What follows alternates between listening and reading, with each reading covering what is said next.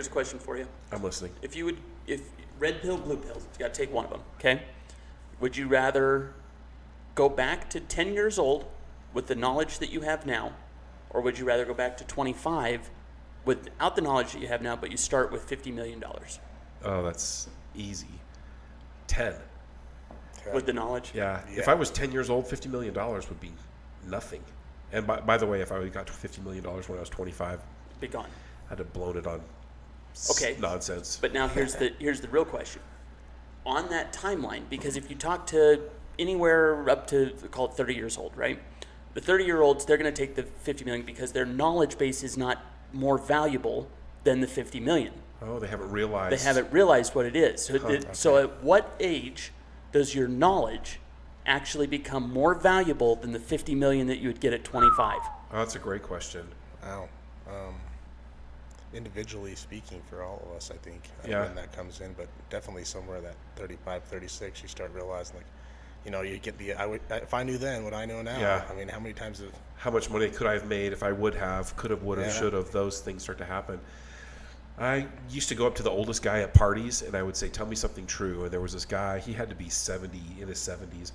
And I said, tell me something true. And they always give me the look like, what are you talking about? I'm like, come on, just one nugget. Damn just kids. Throw me a bone here. Get away from me. Anyway, this old guy looked me over, and he goes, you know what, Rob? You don't know shit till you're 50.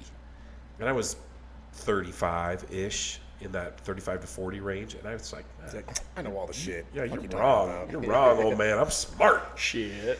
And now I'm in my 50s, and I look back, and I think, man, I didn't really know anything. Yeah. And I wonder if I'm going to feel that way when I'm 60. If I look back and think, God, I just feel like learning becomes exponentially much faster. I'm learning at a higher rate of speed. And I would imagine you guys feel that way too. Mm-hmm. There's just more information available, and it's just pouring in at a rate that's almost uncomfortable sometimes.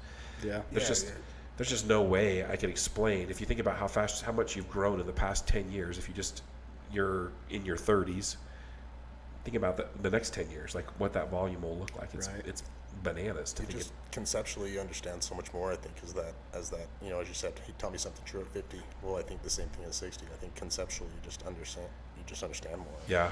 Yep.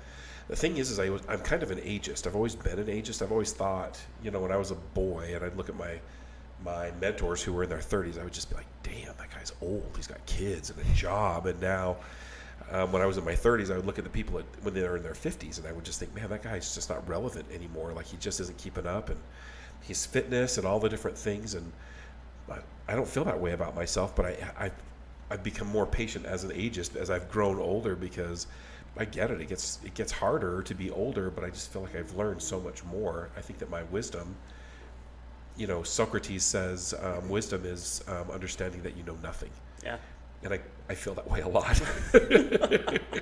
And I know a lot. I know quite a bit. I'm well read. I read all the time. And the more I read, the more I learn, the less I know. And, you know, even I go to these different places and I learn about these different jobs, and there's just so many, like, deep diving into what you do, Topher. I have no idea, like, all of the things you have to know in order to be effective at the thing you do to make a living. Or you, and I know your business pretty well. I've owned a title company, and I thought I had a handle on it. I have no idea everything that needs to happen in order to successfully run a title company. Right, and that, being well known in, like, your industry, you know, or something like that, it's like so much that goes into, like, you know, no one knows you outside of your industry, but in your industry, some people know you because of what you bring to the table, like that. Yeah. It's really made me appreciate experts. Like, I used to not have any. The people who don't appreciate experts they're not good at anything.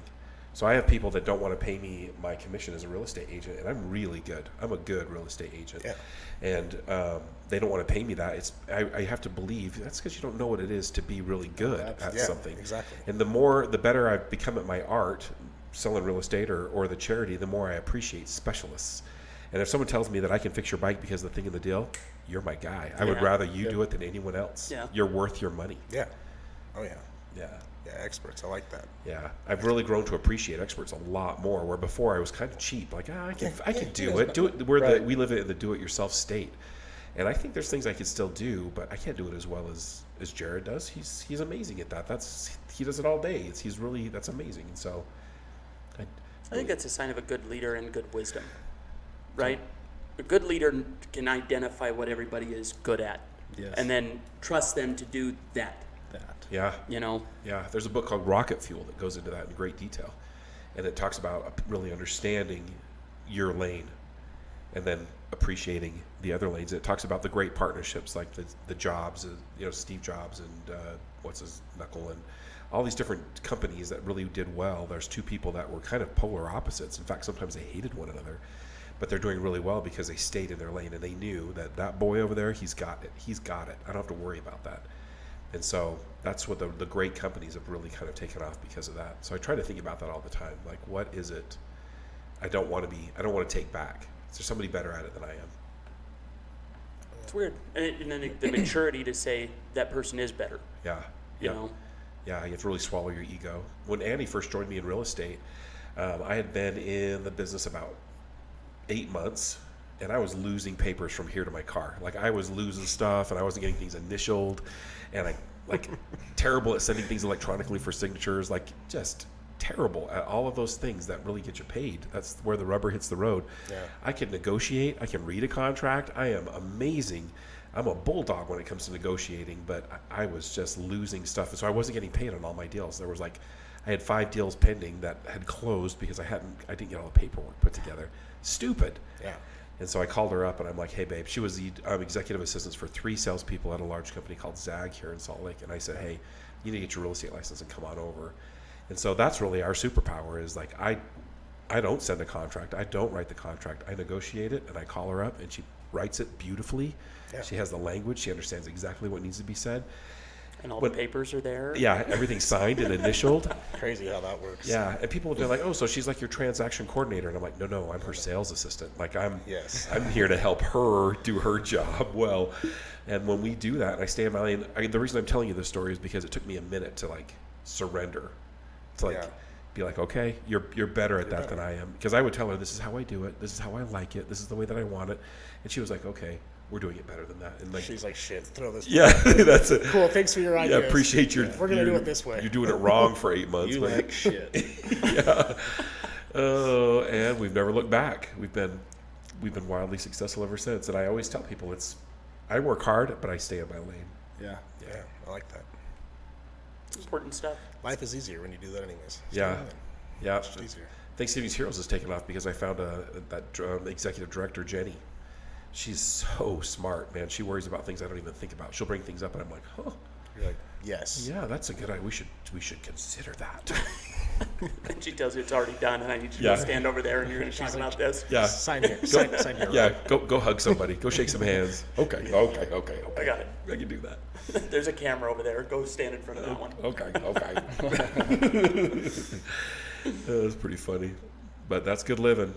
That's what that is. Finding the right people to help you do what you need to do. Yep. I think the hard part is getting them to want to. Like, how do you find the right people that want to do? Well, to you're an expert at that, at finding people and connecting people. I like to call it aces and places. Aces and places. Aces and places. Aces and places. You got to have your aces in the right places. Yeah. I think that is a superpower that I've had. I'm a is. good connector. Getting people together that I think are going to align.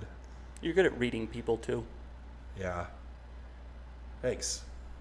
I am good at that. Now, fuck you, and move on to somebody. Yeah. Next. Me. Yeah. This is about And me. enough about Rob.